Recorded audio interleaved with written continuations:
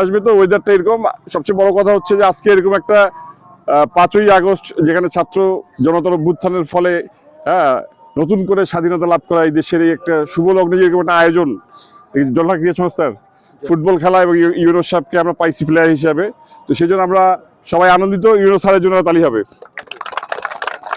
আর আমরা আশা করি যে এরকম স্পিড আমাদের থাকবে আগামী বাংলাদেশে, তাই না? সেটা খেলার মাঠ থেকে শুরু হয়ে সব জায়গায় চলে যাবে, একদম রাস্তাঘাট, রাজনীতি, স্কুল কলেজ, ব্যবসা বাণিজ্য, চাকরি, সব ক্ষেত্রে এই স্পিডটা আমাদের ধরে রাখবো আমরা। আমি আরেকবার আন্তরিকভাবে ধন্যবাদ জানাচ্ছি যারা খেলার আয়োজন করছে, এবং একটা উপভোগ্য ম্যাচ দেখবো আমরা, এই আশাবাদ ব্যক্ত করে আমার একদম সংক্ষিপ্ত বক্তব্য এখানে শেষ করলাম। আসসালামু আলাইকুম।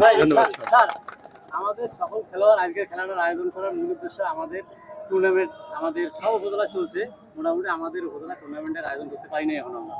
এই জন্য সকল খেলোয়াড় বলছে যে একটা টুর্নামেন্টের আয়োজন যেন আমাদের জলঢাকায় হয়, আমরা সবাই মানে বলছেন আমাকে, আমি স্যারের সাথে কথা বলতে পারিনি, কথা বলবো। আমার মনে হয় এটা আমাদের বিভিন্ন রাজনৈতিক ব্যক্তি হোক বা সামাজিক বিভিন্ন স্তরে এই মুহূর্তে ওনাদের থেকে ইউনুস সাহেবের একটা উদ্যোগ নেওয়া উচিত।